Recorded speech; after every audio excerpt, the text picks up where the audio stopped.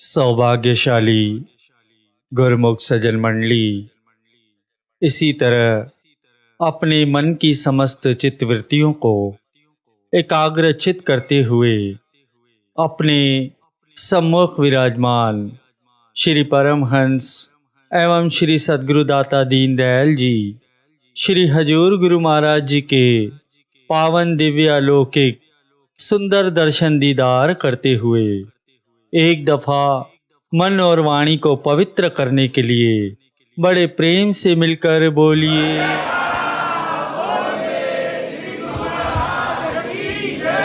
महापुरुषों का फरमान है कि भक्ति धन सतगुरु धनी बख्श रहे दिन रैन, जो आवे चरणन में पावे सुख और चैन। प्रेमियों, इस संसार के अंदर अगर जीव का सच्चा मीत और परम हितैषी है तो वक्त के महापुरुष ही हैं।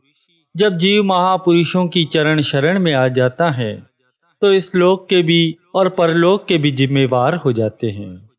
जीव चाहे जाने अनजाने में कोई गलती भी कर बैठता है फिर भी बख्श देते हैं, वह बख्शनहार है।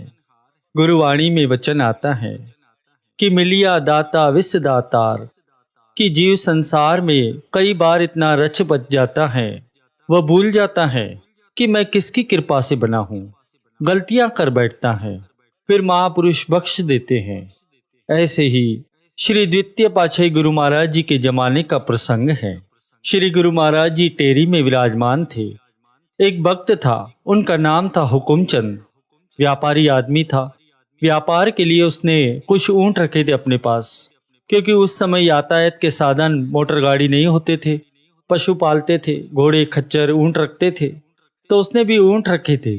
तो एक दिन ऊंट चरने के लिए गए तो शाम को कुछ ऊंट वापस नहीं आए घर। जब उसने देखा कि 5-6 ऊंट वापस नहीं आए तो बड़ा परेशान हुआ। उसने मन ही मन श्री गुरु महाराज जी के पावन चरणों में विनती की कि हे गुरु महाराज जी, मेरे ऊंट खो गए हैं, कुछ आ गए हैं, कुछ जंगल में ही रह गए हैं, पता नहीं कहाँ निकल गए। अगर मेरे ऊंट आ जाए तो मैं 10 प्रात कड़ा प्रसाद चढ़ाऊंगा दरबार में। तो लोग जैसे कोई चीज़ मन्नत मानता है, आज भी कोई चीज़ हो, इंसान की कोई मांग हो तो भगवान के चरणों में प्रार्थना करता है कि यह काम हो जाए, ये करूँगा, वह करूँगा। तो उसने भी श्री चरणों में विनती की कि महाराज जी 10 प्रात कड़ा प्रसाद चढ़ाऊँगा। तो उसने विनती की। दूसरे दिन प्रातःकाल सारी रात तो बीत गई, तो अचानक 9 से 10 बजे के आसपास देखा तो सामने से ऊंट आ रहे हैं। बड़ा खुश हुआ कि ऊंट वापस आ गए अपने आप ही। अंदर ऊंट आए, उसने ऊँटों को बांधा। खुश तो बहुत हुआ कि ऊंट आ गए, चलो अच्छा हुआ। अब मन में सोचने लगा कि श्री गुरु महाराज जी के चरणों में विनती की है कि ऊंट वापस आ जाएंगे तो 10 प्रात कड़ा प्रसाद चढ़ाऊंगा। अब ऊंट तो आ ही गए हैं। अब मन है जीव का, मन में थोड़ी सी खटपट हुई। कहा कि 10 प्रातें कौन बनाएगा कड़ा प्रसाद की, 4-5 ही ले जाता हूँ। दूसरे दिन कड़ा प्रसाद बनवाया। पुराने जमाने में लोग सिरों पर प्रसाद रखकर प्रात ले जाते थे दरबार में। तो जैसे ही वह भी अपने 2-4 परिवार के सदस्यों के साथ पावन श्री चरणों में पहुंचा तो सामने ही श्री गुरु महाराज जी पलंग पर विराजमान थे। जैसे ही अंदर पहुंचा, सिर पर प्रात लेकर कड़ा की जैसे ही पहुंचा तो श्री गुरु महाराज जी ने फरमाया, हुकुमचंद कैसे आए हो? कहने लगा, महाराज जी दर्शन करने आया हूँ, प्रसाद लेकर आया हूँ, कड़ा प्रसाद लाया हूँ संगत के लिए। महाराज जी ने फरमाया, अच्छा किस खुशी में लाया है?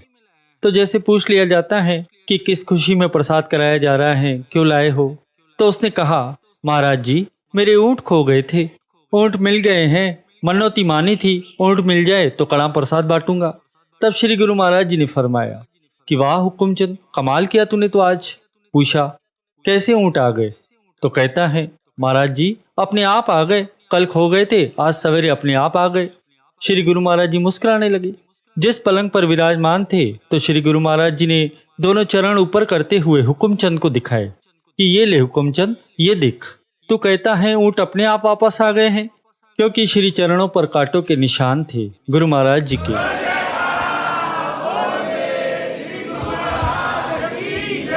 तो कहने लगे, तू कहता है अपने आप आ गए ऊँट। उसी समय उसने दंडवत प्रणाम की, माफी मांगी, सच्चे पातशाह मुझे माफ कर दो। तो श्री गुरु महाराज जी ने वचन फरमाए कि वैसे तो तुम कहते हो श्री गुरु महाराज जी अंतर्यामी है, अंतर्यामी है। जब मन में जरा सा भी कुछ हो जाए तो बेईमानी पर उतर आते हो। हुकुमचंद, गुरु महाराज जी सदा अंग संग हैं। ये सच है कि श्री गुरु महाराज जी हर प्रेमियों के सदा अंग संग हैं। हम भी हमेशा कहते हैं कि गुरु महाराज जी अंग संग हैं, अंग संग हैं। हमारे भी कोई कार्य पूर्ण हो जाते हैं तो हम यही कहते हैं कि श्री गुरु महाराज जी ने कराया है। तो जीव के इस लोक के भी जिम्मेदार हैं, परलोक के भी जिम्मेदार हैं। चाहे हम संसारी कार्य करते हैं या आध्यात्मिक कार्य करते हैं, श्री गुरु महाराज जी हमारे साथ हमेशा अंग संग रहते हैं। तो गुरुमुखों, यह कृपा, यह रहमत सदा हम पर बनी रहे। हम अपनी आंखों से देख रहे हैं कि श्री गुरु महाराज जी कितनी कृपा हम पर बरसा रहे हैं।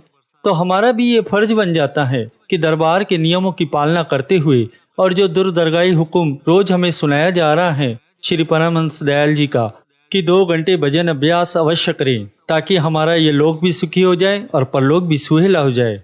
एक बात बड़ी ध्यान से समझने वाली है प्रेमियों, हमें पता होता है कि सही रास्ता कौन सा है और गलत रास्ता कौन सा है, फिर भी हम सही रास्ता पकड़ नहीं पाते। उसकी वजह क्या है? श्री कृष्णचंद्र जी महाराज जी कहते हैं भगवत गीता में कि आंखें बंद करके भी सूरज तो दिखाई देता है। पता चलता है कि सूरज उगा है या डूबा हुआ है। हर एक को पता होता है कि सही क्या है और गलत क्या है, फिर भी हम सही डिसीजन नहीं ले पाते। उसके पीछे कारण क्या है?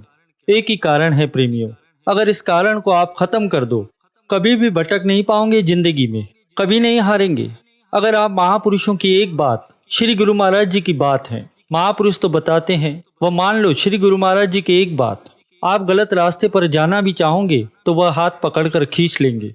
आप में विल पावर आएंगी, आप गलत डिसीजन नहीं लोगे। इतना भरोसा आएगा आपको। बस एक काम कर लो, 5 नियम पक्के कर लो। महापुरुष हमेशा कहते हैं कि 5 नियम आपको मिले हैं, इससे पक्का निभाओ। 2 समय श्री आरती, पूजा, सेवा, सिमरन, भजन और ध्यान, ये 5 नियम कैसे भी निभाओ। यह जो भी हमारे अंदर अवगुण हैं सारे के सारे निकल जाएंगे। हम सत्संग में जाकर भी श्री गुरु महाराज जी की शरण में नहीं जा पाते, गुरु की गोद नहीं ले पाते। उसकी वजह यही है हमारी अपनी कमियां। जहां इतने काम दुनिया के करते हो, इन 5 नियमों को पक्का करके देखो। 1-2 महीने के लिए करके देखो, आपका जीवन पलटी न खाए तो कहना, करके देखो एक बार। जो 5 नियम रोज नित्य नेम से करते हैं वह गुरु की शरण में बैठे हैं, श्री गुरु महाराज जी की गोद में बैठे हैं, वह किसी भरोसे से बैठे हैं। और हम ऐसे ही आ जाते हैं और ऐसे ही चले जाते हैं। सत्संग में बहुत से ऐसे लोग आते हैं जिनसे संत पूछते हैं कि 5 नियम करते हो? कई लोग तो ऐसे बताते हैं कि इतने दिनों से आ रहे हैं पर अभी तक एक भी नियम नहीं कर पाते। हैरानी होती है ये सुनकर। तो पाया क्या सत्संग में आकर? फिर तो संगीत सुनकर चले गए, अच्छा गाया, अच्छी आवाज थी, अच्छे साज थे, पाया तो कुछ भी नहीं। अगर जीवन में बदलाव चाहते हो, गुरु की शरण में आना चाहते हो, श्री गुरु महाराज जी की गोद में आना चाहते हो, तो 5 नियम पक्का करो, नहीं तो वहीं के वहीं खड़े रह जाएंगे। अगर 5 नियम का नित्य नेम नहीं बनाया तो किसी भी प्रकार से निभाओ। जो नित्य नहीं, महापुरुष कहते हैं, वह नित्य नेम नहीं। 1 दिन किया, 2 दिन नहीं किया, कम किया, ज्यादा किया, ये नित्य नेम नहीं होता।